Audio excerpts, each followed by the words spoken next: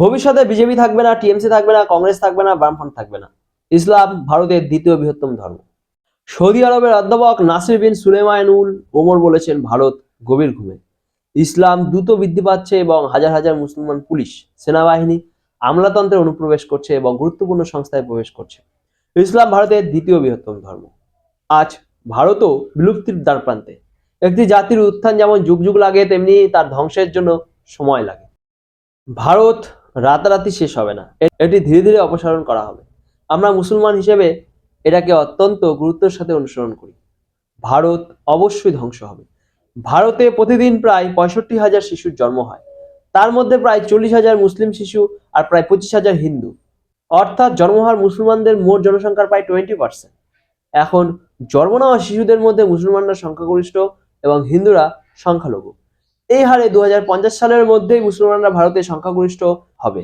ভারতকে মুসলমান দেশ হতে কেউ বাধা দেবে না এবং ভারত অবিলম্বে দাঙ্গার আগুনে পুড়ে যাবে। আজ সরকারি পরিসংখ্যান অনুসারে মুসলমানরা জনসংখ্যার প্রায় 20%, কিন্তু বাস্তবে তারা 25% ছাড়িয়ে গেছে। সরকারি পরিসংখ্যান ভুল, কারণ ওহাবি মুসলমানরা ইচ্ছাকৃতভাবে প্রকৃত সংখ্যা গোপন করে এবং কাফের হিন্দুদের অচেতন রাখার জন্য এটাকে ক্রমবর্ধমান জনসংখ্যাকে তাদের অস্ত্র হিসাবে নিবন্ধন করে না। ধর্মনিরপেক্ষতার নামে ভারতে চলছে মহাপ্রতারণা, কিন্তু হতভাগ্য হিন্দুরা এখনো গভীর ঘুমে।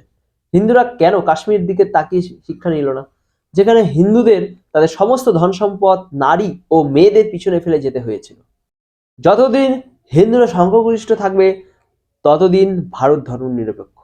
তারা সংখ্যালঘু হলে তাদের কি হবে জানি না।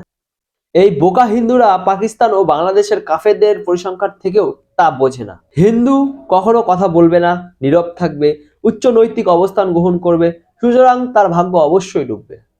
পাকিস্তান ও বাংলাদেশ নাকি কাশ্মীর, উদাহরণস্বরূপ হিন্দুরা নিশ্চিতভাবে শেষ হয়ে যাবে। কেরালা, বাংলা, উত্তরপ্রদেশ, হায়দ্রাবাদ ও অন্যান্য রাজ্যের মুসলিম সংখ্যাগরিষ্ঠ এলাকা বিবেচনা করুন। আপনার শহরের মুসলিম জনগোষ্ঠীর কোনো এক এলাকায় যাবেন না, আপনি হয়তো তাদের অপলক দৃষ্টির মাঝে আপনার নিঃশ্বাস আটকে আছে। এছাড়া জাম্বিয়া ও মালয়েশিয়ার মতো দেশগুলো উদাহরণ। মুসলিম সংখ্যাগরিষ্ঠের আগমনের সাথে সাথে এই ধর্মনিরপেক্ষ দেশগুলোকে ইসলামী দেশ ঘোষণা করা হয়। লন্ডন, সুইডেন, ফ্রান্স এবং নরওয়ের মতো দেশে প্রতিদিন সহিংসতা ঘটে।